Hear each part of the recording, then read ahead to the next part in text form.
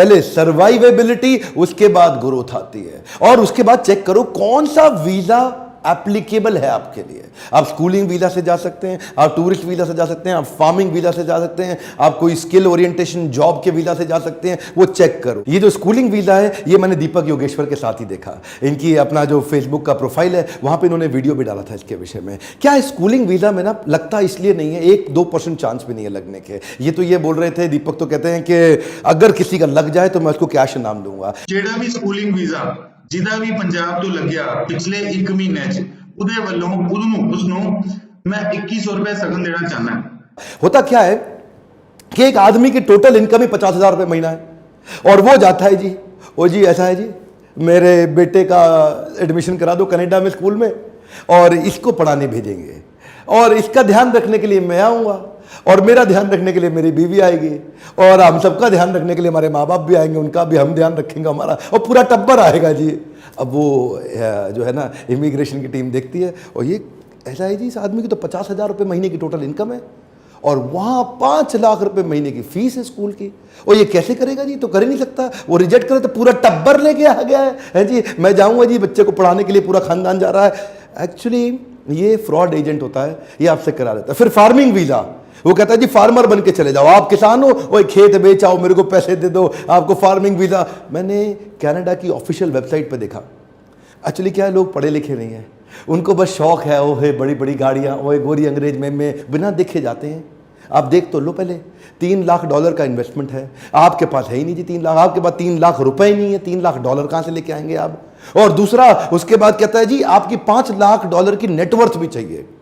ये 2 तो minimum requirement नहीं। अगर आप क्वालिफाई नहीं कर रहे, वेबसाइट के अब जो उनकी जो नॉर्म्स हैं वो पूरे ही नहीं कर रहे, तो क्यों अप्लाई कर रहे हैं? अच्छा, अगला है वर्क परमिट का वीजा। ये जो वर्क परमिट का वीजा है, इसमें भी कई सारी चीजें। पहला तो जो आपकी नौकरी लगवा रहा है उसके पास एक रिक्वायर्ड सरकारी लाइसेंस होता है, वो है या नहीं है, मैं उसके बारे में बताऊंगा। पर लेकिन दूसरा एक नया फ्रॉड आ गया जी।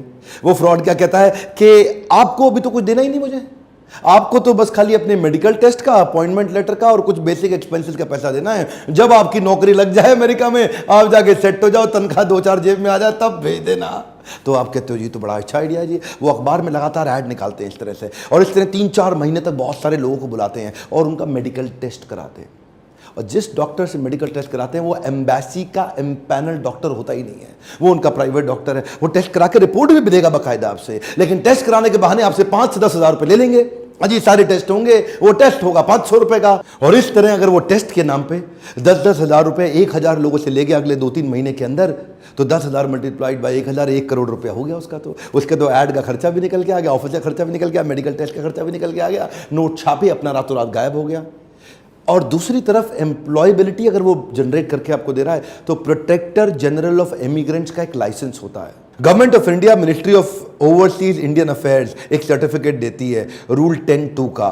प्रोटेक्टर जनरल ऑफ इमिग्रेंट का अगर लाइसेंस नहीं है, वहां से काम मत कराइए, पनिशेबल ऑफेंस है। वो पकड़ में आ गया तो सीधा जेल में जाएगा। आजकल तो लोग दूसरे के लाइसेंस पे सब ब्रोकर बन के काम कर रहे हैं। पहले चेक करिए, सही जगह से काम कराइए। ये बहुत सारे फ्रॉड्स को देखते हुए मैं जब दीपक जी के साथ उनकी बिजनेस कोचिंग कर रहा था, जो लीडरशिप फनल के पार्टिसिपेंट है, एक्चुअली इन्होंने इंस्पायर किया मेरे को ये वीडियो बनाने के लिए। ये जरूरी था वीडियो हमारे देश हित में, खासतौर से पंजाब, गुजरात और केरला के यूथ्स के लिए। देखिए, जीता जागता केस स्टडी देता हूं। लीडरशिप फनल प्रोग्राम में आए और आते ही इनके बिजनेस में एक नया जे कर्व आया, कुछ इंपॉर्टेंट चेंजेस लेकर के आए, काफी डिस्कशन किया, इन्होंने बहुत क्वेश्चन किए थे मुझसे प्रोग्राम में। सबसे पहला काम क्या किया, जो ये फीस चार्ज करते थे 10 लाख, उसको कर दिया 1 लाख। जो ये समाज में फीस लेते थे 1 लाख, उसको कर दिया 10,000, 10,000 को कर दिया 1,000। अपनी पैसे तो 1/10 कर दिए, लेकिन बिजनेस इनका 10 टाइम्स बढ़ गया। क्यों? स्केलेबिलिटी हो गई। देखिए कैसे हुई, अफोर्डेबिलिटी लाते ही साथ साथ इन्होंने फेसबुक और यूट्यूब पे knowledge based, information based channel को पे काफी फोकस करना शुरू कर दिया। ट्रांसपेरेंसी ले आए, एप्लीकेशन नंबर दे दिया एप्लीकेंट को कि आप खुद ही साथ में ट्रैक कर सको। उसको सिखा दिया कि फॉर्म सारे आप तैयार करके लाओ, उसके मैं आपको फीस चार्ज नहीं करूंगा। इतनी ट्रांसपेरेंसी लाते गए कि कस्टमर्स का इन पे फेथ बढ़ गया। इन्होंने बड़े सारे प्रॉब्लम वाले वीजास को सॉल्व करा दिया, अपने आप वायरल होते चले गए। इन्होंने कई सारे फ्रॉड से उजागर किया, जैसे कि वो स्कूलिंग वीजा मैंने आपको बताया, फार्मिंग वीजा बताया, उसकी तो उन्होंने पोल ही खोल दी पूरी। उससे क्या हो गया, पूरे पंजाब में इनके वीडियोस फैल गए। जैसे ही वायरल हुए, प्रॉब्लम सॉल्व करी।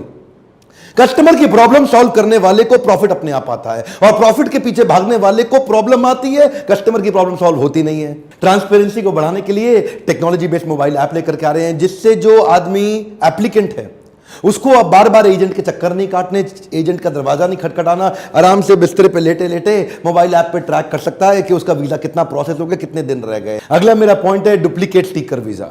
ये आजकल बड़ा फ्रॉड हो गया जी। डुप्लीकेट स्टिकर वीजा जो नए नए मशरूमिंग एजेंट आ रहे हैं ना, वो आजकल देखो, पीछे मेरी एक पहचान की लेडी थी, हमने चेक किया उसके बारे में, बेचारी 10 लाख रुपया गहना गिरवी रख करके ला के उसने एजेंट को दिया, कनाडा का वीजा लगा के देगा। ये कनाडा पता नहीं क्या हो गया पंजाब में, और वो 10 लाख रुपए लेकर के उसने काजी स्टिकर लगा के उसको दे दिया।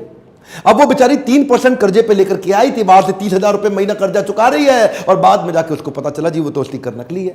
लोग होलोग्राम चेक नहीं करते, उनको पता नहीं सरफेस पे क्या है, वो सामने डेट नहीं चेक करते, मैच नहीं करते, उसको देखते नहीं कोई स्टिकर निकल तो नहीं रहा था, देखते नहीं कि दोबारा तो नहीं चिपकाया हुआ, किसी और के नाम का तो नहीं चिपकाया हुआ, कोई वंस यूज्ड जिसपे कांटा मारा हुआ वो वाला तो नहीं चिपकाया हुआ। कुछ बेसिक चीज है जिसकी जानकारी होनी चाहिए आपको। एक और चीज ध्यान में रखनी है, कोई भी शॉर्टकट या डोंकी फ्लाइट नहीं लेनी है। ये डोंकी फ्लाइट भी बड़ा पॉपुलर है, और शॉर्टकट तो बहुत सारे आ ही रहे हैं कि पहले आपको मलेशिया ले जाते हैं, और मलेशिया में कोई आपको ले जा करके वहां पे अचानक होटल में बंद कर देगा, और उसके बाद पहले आपको पकड़ के मारेगा, पीटेगा, उसके बाद कहेगा अपने घर वालों से बोलो 20 लाख रुपए भेजे। अब वहां पे जाकर के आपका एक्सटॉर्शन होगा, किडनैपिंग होगी। और दूसरा होता है डोंकी फ्लाइट। डोंकी फ्लाइट क्या होगा, पहले किसी ऐसी कंट्री में, अमेरिका जाना आपको, सेंट्रल अमेरिका, तो साउथ अमेरिकन कंट्री में घुसा देंगे, और वहां से जंगल के रास्ते रातों रात आपको चुपचाप जंगल से छुपा छुपा के आपको अमेरिका में घुसा देंगे, बाद में रिफ्यूजी असाइलम दिलाकर। बड़ा इलीगल प्रोसेस है सर। रास्ते में आपको स्केलेटन, हड्डियां, गायें, मांस, पता नहीं क्या खाना पड़ेगा, पत्ते, पेड़, किससे आपको बहुत। और अगर मान लीजिए वहां पे बॉर्डर सिक्योरिटी फोर्स ने आपको गोली मार दी, ये सारे रिस्की इलीगल प्रोसेस हैं। इससे अच्छा क्या है, एक अच्छे एजेंट के पास जाओ जो आपको वो सारे एथिकल प्रोसेस सिखाएगा, जिससे जाना पॉसिबल है, बिजनेस बिल्ड करना पॉसिबल है, अगर एथिकल प्रोसेस से जाने के बारे में सोचें। ये गलत शॉर्टकट आपको लंबा फंसा सकता है।